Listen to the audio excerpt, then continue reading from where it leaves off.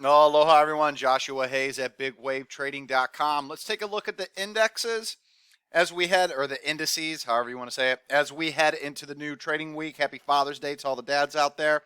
And then also I'm going to review 3 top current holdings. And just want to show you, when I got things lined up, I have no problem pushing size. Right now, still taking it easy on an end-of-day basis. There is so much action intraday, and it's safe. Comparing the risk that's associated with holding positions on an end-of-day basis. So my main time frame and focus right now remains intraday, and it's going to stay that way until I can get the VIX to pull back in to at least below 30 minimum. We're at 35 and below 20. I want to remind anybody that's new to these videos, when you see the VIX below the blue line, this lower blue line, this is when my methodology crushes the averages. This is when the returns are huge, massive. I have the past big winners on my website. You can look at them. I stopped doing those in 2008, but I mean, you can go back and you can see what I did during this period of time. And what's crazy is that even here, in between 20 and 30, my methodology does very well. Here it does great, pretty well here, does great here. Same with 2017 was a great year.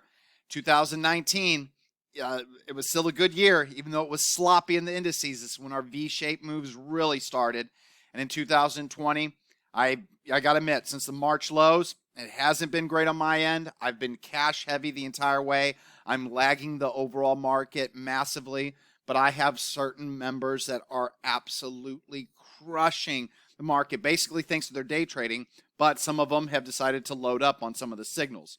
So we'll look at the 3 that are working, and I'll show you what they look like. But I just want to remind you right now, we are not in the ideal market environment for my end-of-day methodology.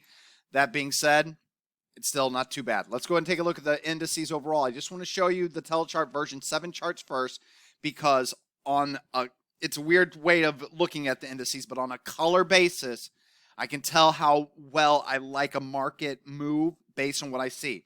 So like when we're selling off here on this huge distribution in red bop, scary, scary, scary. And when we're rallying on low volume, hard to embrace it. And the bops kind of mix. Now we got up to these recent highs and we pulled back, and you're starting to see that above average volume again as we sell off. So I expect more of a rocky upcoming weeks, maybe months.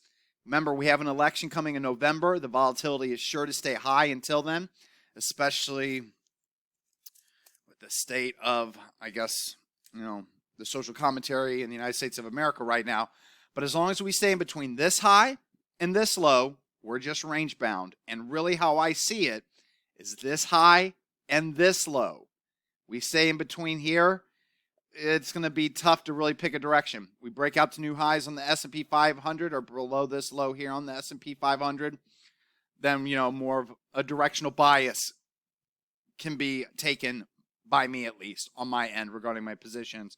But while the SPY looks like that, the IWM looks the same way, looks a little bit more sketchy, if you ask me. Another V-shaped move to recent highs ends the same way. Heavy volume distribution. Like I said, the volume's picking up on the downside. I pressed the wrong button there. Let me get rid of that. DIA. Dow Jones Industrial Average, same thing. We're stuck in now currently. You can have all the opinions you want, but really we're range bound between this high, these lows, or these lows, or these lows. Until we break out of that, there's really no directional bias on my end. The QQQ remains absolutely crazy. It's so strong. This is the leading index.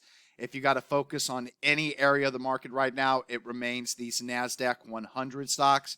I have a methodology that I'm currently adapting into to offset my current methodology, which doesn't do well in these kind of market environments, which basically looks just to trade the big cap stocks whenever they're in TTM squeezes and the stock is in between the 9 and 34 EMA, right around the 21 EMA.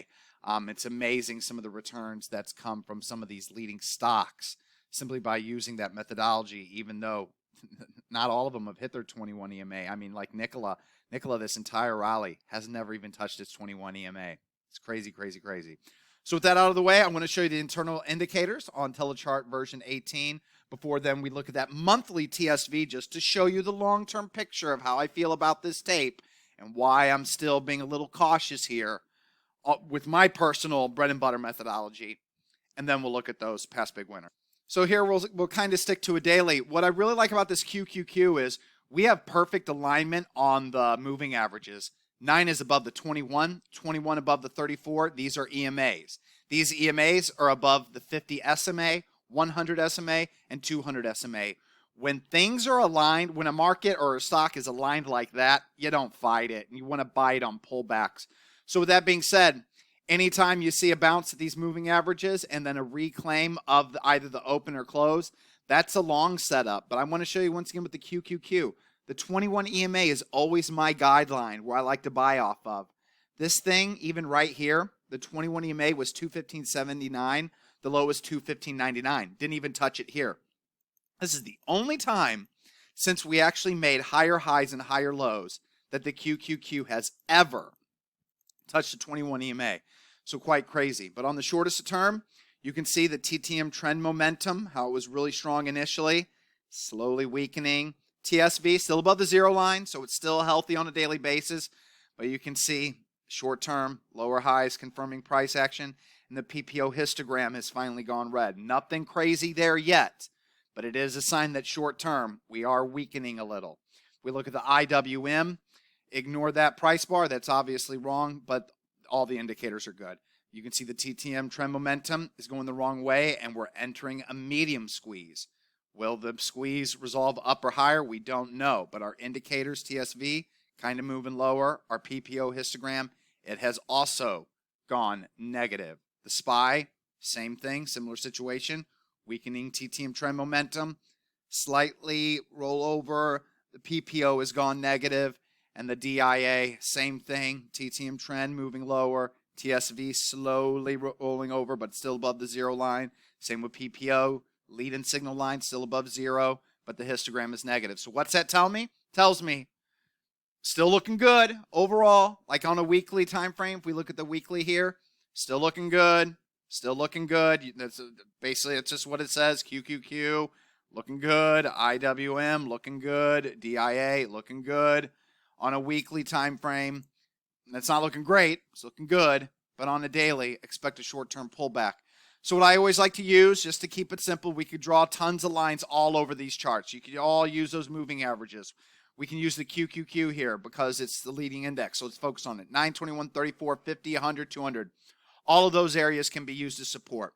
The Fibonacci retracement levels that it broke through on the way up, these become support levels. The 61 point, or the 62%, the 50%, and the 38% are on play. If it gets down to the 23%, but still, man, if it holds all these, still technically from the lows here, we're good to go. If we retest all the way down to here and then bounce off of it and break back up above the 38 or the 50, I'll consider that a successful retest of the March 2020 lows. But all of these areas, you can go ahead and look at these numbers, pause your video, write them down if you want. The best support areas are always going to be the ones that line up. You can see the 200 SMA lines up with this Fibonacci retracement level right here. Unfortunately, unless the market crashes, which you don't want to see, by the time that the pullback happens in this index, the 200 SMA is going to be up here, so it won't be lining up. But anytime you see a stock come down to a moving average, which lines up with a support level, you know you got a pretty solid support level. I always like to see that. But besides that Fibonacci those retracement levels, which you definitely should still have in mind and use, you can also then take the Fibonacci retracement tool and do from the lows to the highs, and these also become retracement levels. The 23.6, the 38.2, the 50, and the 62% level. Once again, that 200 SMA, by the time the market pulls back, if it's harsh, that 50 SMA may line up with this one. The 200 may line up with this one. When you have confluence at a certain price level, those are always the best support levels. So that's what I'm looking for if the market pulls back. If the market just breaks out to new highs, keep riding the trend. Focus on those big cap stocks, especially the ones that are in squeezes, especially the ones that have the 9 stacked on top of the 21, stacked on top of the 34 EMAs. And we're just buying dips because right now this game is rigged. The Fed rigged it. Well, they knew that they could rig it once they saw that quantitative easing worked in 2008. When it worked in 2008 and it started off the stock market rally from 2008, 2020, hey, that proves quantitative easing works. So I always knew in my mind that any pullback, the haves would never let the have-nots ever enter their real estate and stock market game, and that they were going to support the market no matter what it took. But I never imagined the amount of quantitative easing we're seeing now. But the Fed has literally said, whatever it takes. That's QE infinity. Whatever it takes. QE infinity. What are you doing buying corporate bonds? Don't fight the Fed, guys. You got to assume any pullback is a buy until the Fed's like, we're not doing anything anymore. We're done. We don't know what to do. Until you hear that, there's no fighting this tape. So now let's just look at the monthly TSV just to give you an overview of where we stand in the longer term picture right now. And then we'll review 3 of the current top holdings that were made new post-signal highs following Friday's session. Blah. All right, so I just want to remind everybody, when the monthly time frame, time segment volume, TSV 24 is what I use. When it's green, great things happen with my portfolio, especially when the monthly is green, the weekly is green, daily is green, and if you have the VIX below 20, that's a perfect setup. If I get any of these signals that we're going to review, like I'm about ready to show you, you load the boat. To me, load the boat's 20% of my portfolio. I've never put more than 20% of my portfolio in one end-of-day position. Intraday, it's different. If you really, intraday, you can, the way that I use DAS Pro, I can immediately move my stops to break even on anything. I don't have to worry about gap downs. But the bottom line is on a monthly basis, green, great things happen. Red, bad things happen or it's sloppy. Green, great things happen. Red, negative, sloppy. And as you can see, big red period here, 2015-17. But 2017 to 18, great things happen. Red, QQQ is green, but I wanted to show you we're finally starting to get separation. So that's really good. But if you look at the weekly, good. But if we look at when we look at the daily, you can see we're trying to restart to move lower again. But once again, green on green on green. This is great. So this is why you want to focus on the NASDAQ 100. But if we look at the IWM, it's red, green, which is good in the middle, but monthly, red. Nowhere near curling. Almost looked like it wanted to go higher here. Then we had our COVID-19 sell-off. Back to red again. The DIA, you got a little bit of green on the weekly, but that signal line is still moving lower. Weekly, red. Daily, red. So there's really not much there. And on the SPY, red daily, red weekly, red monthly. SPY is my main index that I track. And once again, just to show you guys, look, this is just 1996. I wish they had this going all the way back to 1982 because visually it would be quite amazing to look at. But you can see green, good things happen. Good things still keep happening. A little bit of red there, but still overall red, bad things happen. Green, good things happen. Even when it's red here, good things kept happening. Notice the TTM trend on a monthly is positive. When it's red, bad things happen. Green, good things happen. You're starting to get the picture. So when it's green, great. When it's red, expect this kind of action. All right, so that's it. We're going to go and wrap up the indices analysis right there. And I want to show you 3 top current holdings. We only review these because they're hitting new post-signal highs following Friday's session. I want to remind everyone, these are not cherry-picked. These are just simply stocks I am currently long. I gave out the signals ahead of time in the chat room and on my website, told people exactly where the good to cancel buy stop was, where my limit would be, how I'm trading these, and then I tell you exactly where my stops are before I enter the trades on my platform, on my end. For the end of day stuff, I use Interactive Brokers. Just like whenever I'm day trading, I have Lightspeed, I have DAS Pro through Interactive Brokers. I use Interactive Brokers Trader Workstation for my end of day stuff. But before I enter these orders, they're given out to every member before I take the trade. So AHPI, we'll just start off with that one because it just happened to immediately work and it's the first one I pulled up. So AHPI was a new long signal Thursday evening. Gave out the game plan. Up and through 1026, triggering the stop at 1027, limit 1037 on the upside. And then the stops are one stop here, second stop here. Can add a third stop below Friday's low a day following the close if it fills. Now, AHPI decided to run after hours. Great. That sucks for me because I don't chase. But I'm willing to let longs fill on pullbacks, but with no limit offset. So once that happened, the stop price was 10.27 on Friday. The limit price was 10.27. Everybody knew what I did before the stock triggered and filled. Filled it did. Finished up over 20% on Friday. Heck, pretty nice one-day gain right there, AHPI. But I just want to show you, do you notice all the green in this chart?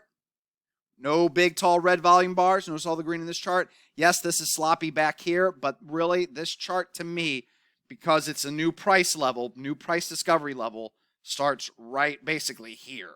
But right here, really, since we held those lows of the gap up. But AHPI, winner, winner, chicken dinner. Another recent long position, ISEE. And this one was an emotional roller coaster initially. So this is the long signal. This is what it looks like when I take a long signal. I have a hammer candle off the gap up price lows, holding that support level. Sorry, I'm not a great orator. Above average volume, but you can see the green bop increasing. Now, I want you to notice, this is what we call a Zoom 3 chart on Telechart version 7. Do you notice any red here? Do you notice any red heavy distribution here? Notice the clean price action the last time it moved higher. Even kind of notice the orderly pullback despite these two bars as it consolidates. This is what it looks like on a Zoom 4. Once again, the green stands out here. No nasty, big, tall red volume bars here. No red in the bop. That's the signal. Well, guess what, guys? I got filled the very next day. Trades up and through the price that I give out to everybody, 449. Forgot what the limit was, like 452 or something like that. Triggers, fills. It's good, looking good. That evening, unfreaking believable. And this is why I can't load up in anything right now. I know it's a biotech stock, but there's no signs that they're going to do an. There is an outstanding shelf out there, but there's no signs that why would you do an offering now? Is basically what I'm thinking. Why? Why would you do it now? There is no phase 3, phase 2, or phase 1 data that can run this biotech stock where it will gap down 80%. So it fills. But that evening, there's an offering, and the thing was actually trading down to something like 386 after hours. However, by the next morning, it's freaking gapping up. Go figure. Took some profits here. Then the reversal off this high of the day, 668, took more profits. Am I being a little too aggressive with my profit taking right now? Probably. But I want to remind everybody, Neuro was a new long position. Neuro filled. I was not at my desk at the time. Did not have a limit to sell at 335. Oh, what? So you're top ticking the high of the day, Josh? You could just, hindsight 335? No. I got that level from right here. The previous reversal candle, 335. This was my first profit target level, 335. Put a limit out there, sell them at 335. Wasn't around when it hit 335. What then happened to me with Neuro?